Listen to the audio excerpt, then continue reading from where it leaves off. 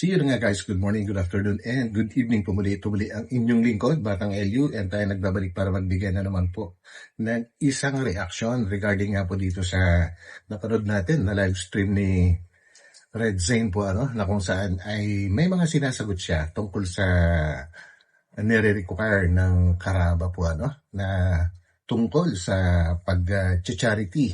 And dito natin malalaman guys kung bakit ganito na lang ang mga nasabi ni Red Zane tungkol sa nire-require ng Karaba po, And huwag din po natin kakalimutan na ang Karaba po ay ginawa yan ni Kuya Val Santos Matubang para maghatid ng mga mensahe para sa mga kinauukulan po, na kung saan ang mga tinatapik po dyan, ang idea ay nanggagaling po mismo kay Kuya Val. Pero ang pinaka-main topic po natin dito ay yung mga nasabi ni Red Zane at kung saan ay nabanggit din niya na sa pilitan ba or sa pilitan. Parang yun ay isang katanungan guys at yan ang bibigyan po natin ng kasagutan sa ngayon. So samahan po ninyo ako and huwag natin kalimutan magtamsak guys at tuloy lang po nating suportahan ang buong Team Kalingap sa panguna po yan ni Kuya Val Santos Matubang at the Ato Vlogs and of course si Kalingap Rob. So let's go!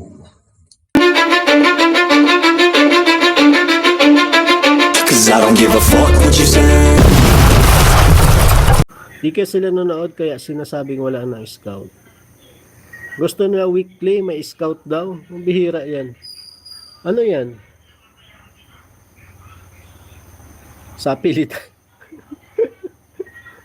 Ano yung sa Same guys, sa tingin ko lang, si Red Zane ay sinasagot niya yung mga viewers po niya, na nagme-message sa kanya.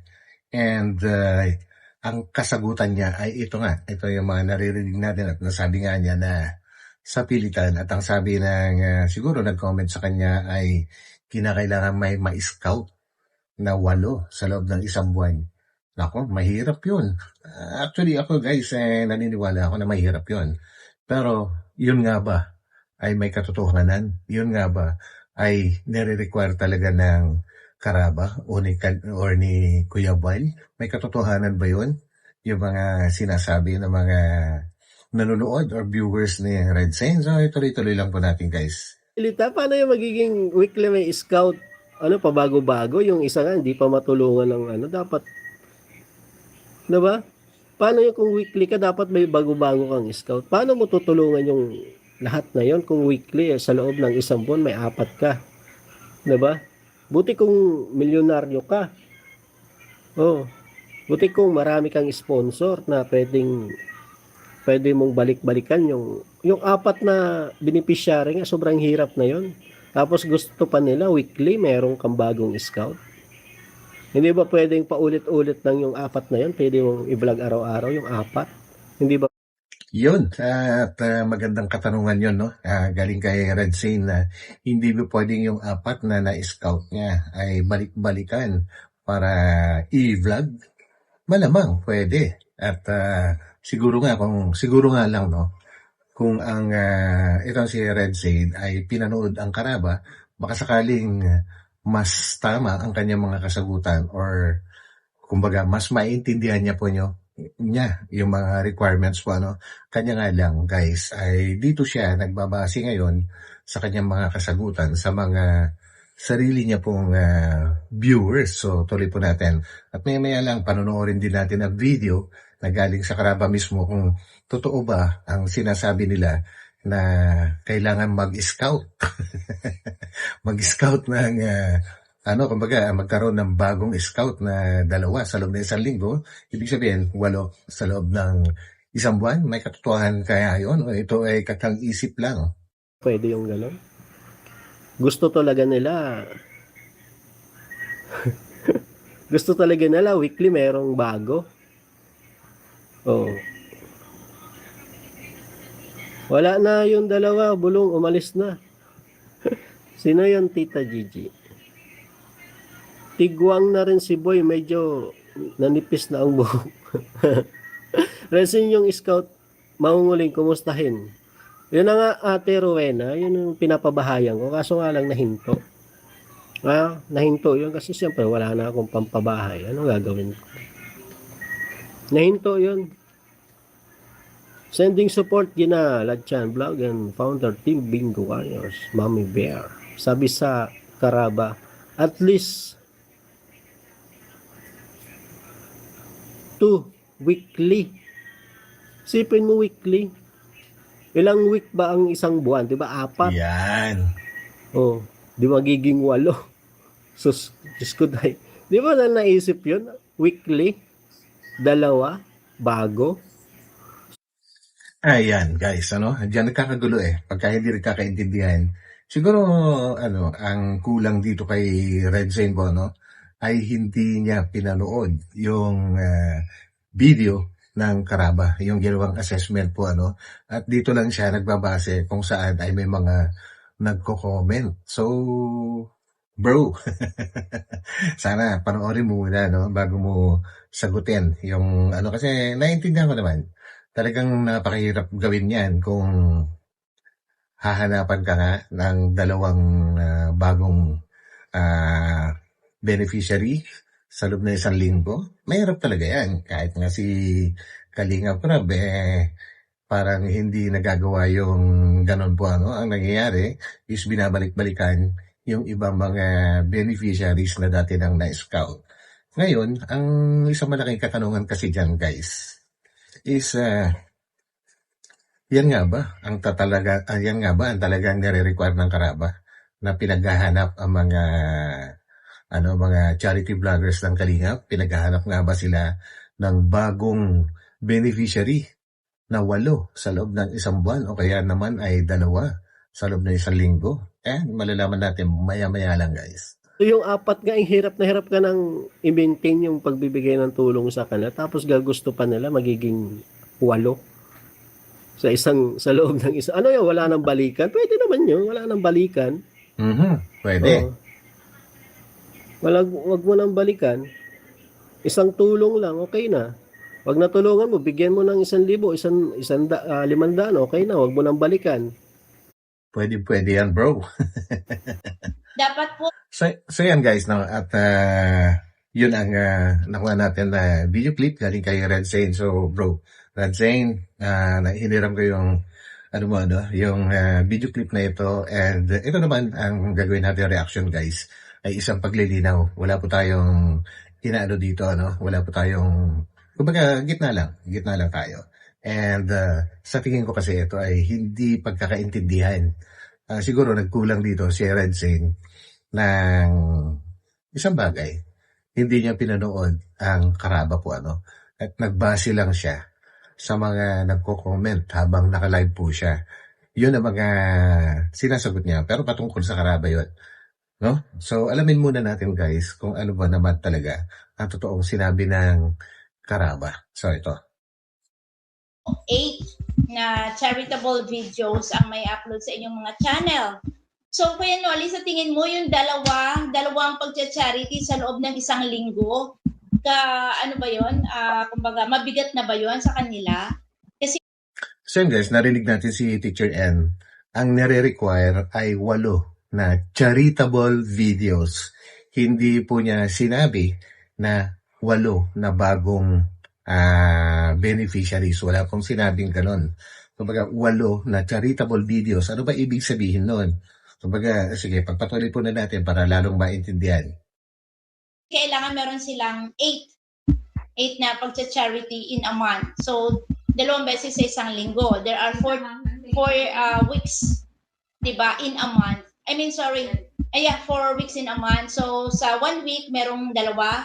So, 4 times to 8, total of 8 na charitable videos. So, makikita dapat sa inyong channel. 8 ang minimum. So, mas marami pa, mas maganda. So, yan ang pinaka-minimum na number of. So, yun. 8 charitable videos. Walang sinabi na 8 na bagong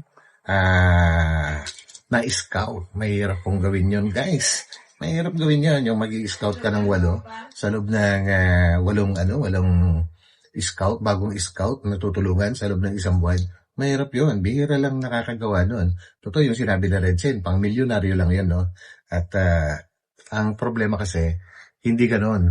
ang sinasabi ng Karaba. So narinig naman natin ang sinabi ng Karaba guys. Yan, si Teacher Ed ang nagsabi na 8 charitable videos. So ano ba ibig sabihin nun? Kailangan makapag-upload ka ng 8 na videos sa iyong sariling channel sa loob ng isang buwan po. Ano bang klaseng pagtulong ang hinahanap? Kailangan mo ba talagang maghanap ng bagong scout or mag-scout ka ng bago na 8 sa loob ng isang buwan? O baka naman ganito. So pakinggan natin. Charity works na magagawa in a month. Ayun, Kuya Noli, sa tingin mo, kalabisan ba to sa kanila ang pagkakaroon ng 2 charity sa loob ng isang linggo? Kalabisan na ba? So, well, Teacher N, hindi ko masabi kung kalabisan o kakulangan, ano, kasi, well, depende nga yan kung ano yung sitwasyon nila ngayon, Tama. mga charity vloggers natin. Maybe kulang sila sa resources, ganyan, at kulang sila sa na-scout, wala sila pa na-scout, ano. So, parang depende yan siguro sa kakayanan ng charity vlogger. Kasi hindi naman I agree. charity vlogger na katulad nila, no?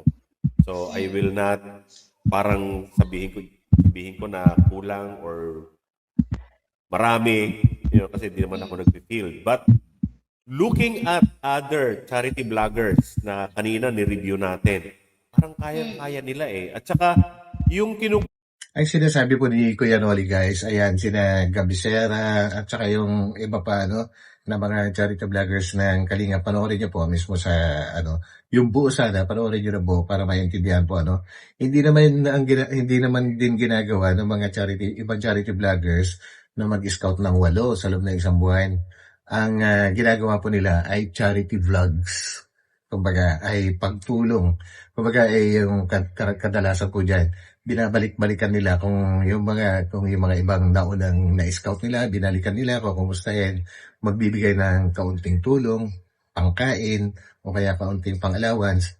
That's charity. Yun po yung pagkakaiba ng meaning ng charitable videos tsaka pag-scout. Malaki po ang pagkakaiba nung guys. So, tuloy po natin. consider naman nating charity works, hindi yung big bang. Yun. Hindi natin hinahanap yung napakalalaki. Pabahay. No? O ipabahay, hindi ganun eh. Hindi naman ganun. O pagpapaaral, hindi ganun. Kumbaga parang yung, parang makagawa ka nga lang ng hindi sila malilipasan ng gutom ngayong araw na to o sa mga susunod na araw, considered na yun eh. So, kung meron kayong kakayanan, So yan guys, at nabanggit nga ni Kuya Noli at makapagbigay ka nga lang ng pangkain, makatawid sila sa loob na isang araw o kaya sa mga susunod na araw, ay pagtulong na yon. So yung sinasabi ni kanina, ni Red Zane, na makapagbigay na 1,000 ay okay na kung kinukonsider. Pero kaya sabi ko, pasok yun. Pasok, of course. Di ba? Ito at kakasabi lang ni Kuya Noli, hindi naman naghahanap ang Kalingap o kaya si Kuya Bal na magpabahay kayo.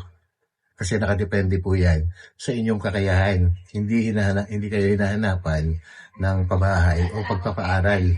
Ang kailangan lang is bilang isang tinatawag na charity vlogger ay mag-charity kayo. Yun lang ang nare-require nila. Kumbaga yun lang, nasabi ni Red Zane kanina na kung pwedeng balik-balikan yung 4 na scout niya at yun ang iba vlog na, ay pasok na pasok talaga yun. Yun talaga ang hinahanap ng ng Kalingap. O sabihin na natin ang Karaba, yun talaga ang hinahanap. Magkaroon lang ng video na 2 beses sa loob ng 1 linggo po, na nag-charity ka. Yun lang, ganun lang. Kumbaga, alam kong kaya ni Red Zane yun kasi siya na mismo nagsabi na kung po pwede ay ganun ang gagawin. Pwede. So ito narinig po natin na hindi naghahanap ng big bang o kaya malakihan na pagtulong guys. And maya-maya lang guys, meron tayong pakinggan natin yung pag-assess nila kay Dr. Lab guys kung bakit, kung ano yung mga consider nila kay Dr. Lab na pag-charity. At yun ay binabalik-balikan lang niya yung kanyang mga na-scout at yun ay kino-consider na. So pwedeng gawin din ni Red Zane yun. No? So pakinggan natin. at meron kayong resources, na kaya niyong ibigay, yung 2 times a week, parang kaya-kaya naman. Wala siyang charity. So, charity na ba to? So ito guys, pakinggan po natin, no? Ito yung pag-a-assess po nila kay Dr. Lab po, ano? At kung ano yung mga kino-consider po nila na charitable na videos or charitable works na ginawa ni Dr. Lab. Pinabalikan ng kanyang binit. Ito si Saria, Ang ito si charity Marian. niya yung isa lang, yung Saria, iniwan ni Marian, sumama sa kanyang bata. Yun. Pagka si Dr. Lab na punta siya diyan, nagbibigay yan eh. Nagbibigay yun. Si Saria. Tapos binibigyan niya din si ito si Marty. Yung bata, si John Marty. Pag nabisita siya kay John Marty, yung binibigyan niya.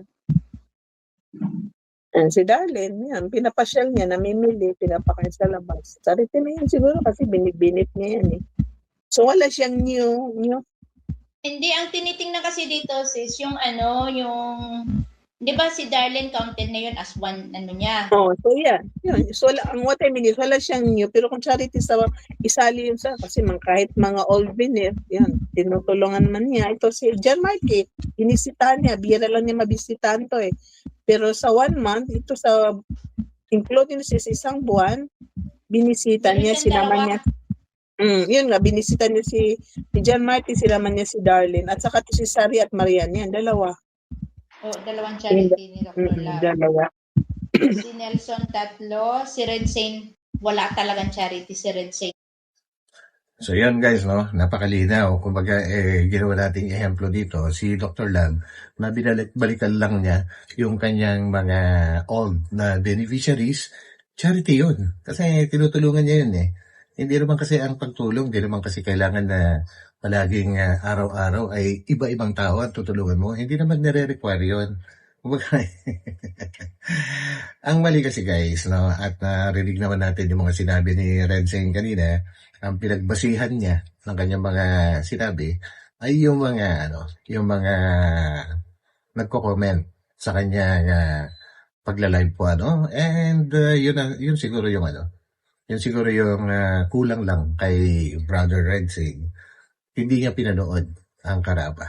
O kaya yung mga pagla-live ni Kuya Bal po, ano. And of course, si Kalinga Prab na may mga nasasabi rin tungkol sa mga bagay-bagay na ito, pag-charity, na yun, napansin po nila na parang tumigil na yung iba. And ang basehan po kasi dito sa bagong pinag-uusapan ngayon sa Karaba ay ang pinagbabasihan ay sa loob ng 1 buwan, no? So, ibig sabihin, next month, ibang assessment na naman po yung gagawin po nila. At yan ay chine-check nila sa mga uploaded na videos ng bawat charity vloggers. So yun guys, sana malinaw na, ano. And kung pagbabasihan lang natin yung mga nabanggit din ni Brother Red Saint kanina, ay alam kong kayang-kaya niyan gawin yun.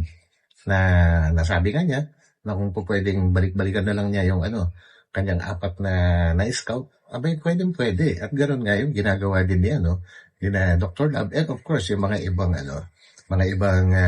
charity vloggers, kadalasan ganoon. Pero, okay din naman kung meron kang ma-scout na bago, well, pabor sa iyo yun. Baka sakaling, doon ka na magkaroon ng viral. So, ganoon lang kasimple. Di ba? Sana'y nagkaunawaan, guys, no? And sana'y manood po muna ng, bago magsalita. Yun lang ang ating masasabi. And, so yun, hanggang dito na lang, guys. And ito muli ang inyong lingkod, Batang LU. And tayo magkita-kita ulit sa aking mga susunod na upload. So, God bless po sa lahat. So, pansamantala, papaalam po muna ako. Bye.